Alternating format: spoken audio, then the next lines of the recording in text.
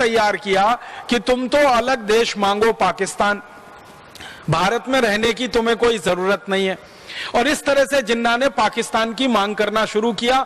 लेकिन भला हो भारत के मुसलमानों का, उन्होंने जिन्ना का समर्थन नहीं किया।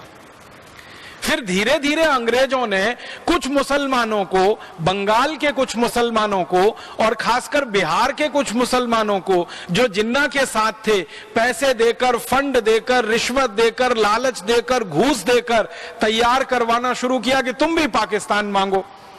तो बंगाल में एक नेता निकल आया, उसका नाम था सोहरावर्दी, और वो जिन्ना के साथ मिलकर एक दूसरा नेता बना जिसने कहा मुझे पाकिस्तान चाहिए, हमें पाकिस्तान चाहिए, हमें संप्रदाय के आधार पर बंटवारा चाहिए।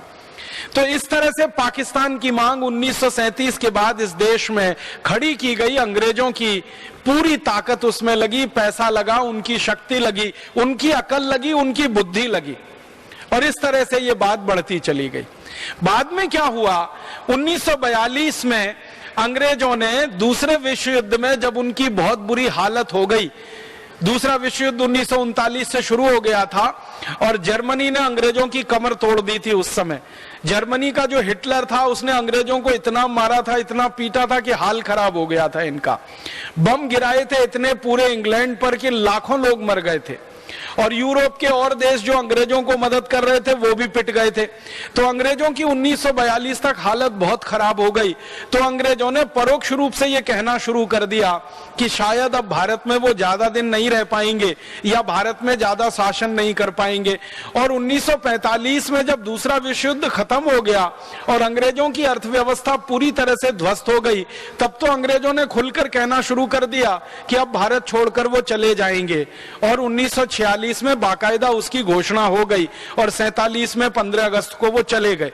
लेकिन जब 42 से अंग्रेजों का ये मन बन गया कि उनको भारत से चले जाना है, छोड़ देना है, तो उन्होंने भारत के नेताओं से बिना बताए हुए ट्रांसफर ऑफ पावर की बात करना शुरू किया।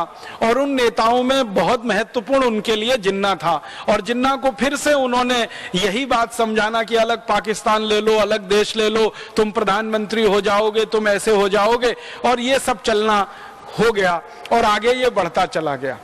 अंत में ये हुआ, महात्मा गांधी एक बड़े नेता थे उस समय आजादी के आंदोलन के, उन्होंने एक संकल्प ले रखा था, वो ये कि भारत का बंटवारा होगा नहीं किसी भी कीमत पर। और महात्मा गांधी ने पूरे देश में ये ऐलान कर दिया था कि भारत बटेगा नहीं, भारत एक रहेगा, अखंड रहेगा। अगर भारत का बंटवारा कोई करना चाहता है तो उसको दिन में सपने देखना बंद कर देना चाहिए, मैं होने नहीं दूंगा। और एक दिन तो इतनी कठोर बात कही उन्होंने कि भारत का बंटवारा बाद में होगा, पहले मैं मरूंगा और मेरी लाश पे भारत का बंटवारा होगा। तो गांधी जी ने यह ऐलान कर रखा था। और आपको शायद मालूम है ये बात कि भारत के करोड़ों नागरिक गांधी जी के साथ थे। तो करोड़ों लोग भी गांधी जी के संकल्प के साथ थे, हिंदू हो, मुसलमान हो, सब लोग गांधी जी के साथ कहते थे कि हमें भी भारत का बंटवारा नहीं कराना है। तो माउंटबेटन नाम का एक आदमी भेजा गया इंग्लैंड से, और उसको इसलिए भेजा गया कि वो जाकर भारत का बंटवारा कराने में मदद करे।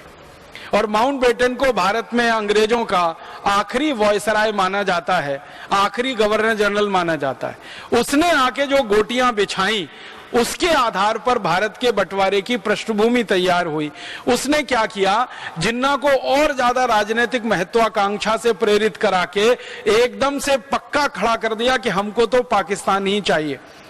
तो बातचीत शुरू हुई, और उस बातचीत में जो अंदर के दस्तावेज हैं जो मैं आज आपसे कहना चाहता हूं वो ये कि जिन्ना एक बार महात्मा गांधी से मिलने गया।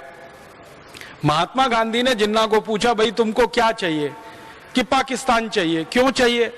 मुझे प्रधानमंत्री होने का है, अलग मुसलमानों का देश बनाने का है।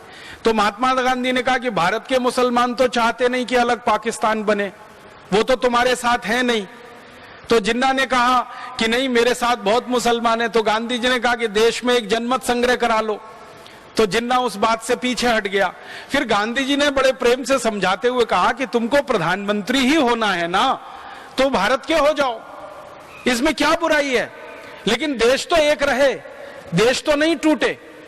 तो जिन्ना तुरंत तैयार हो गया और गांधी जी को लगा कि इसकी यही कमजोरी है कि ये प्रधानमंत्री होना है इसको। अब जिन्ना ने जब ये मान लिया कि मैं प्रधानमंत्री हो जाऊं तो उसने कहा फिर भारत नहीं बंटवारा मुझे करना, फिर भारत को नहीं तोड़ना, माने प्रधान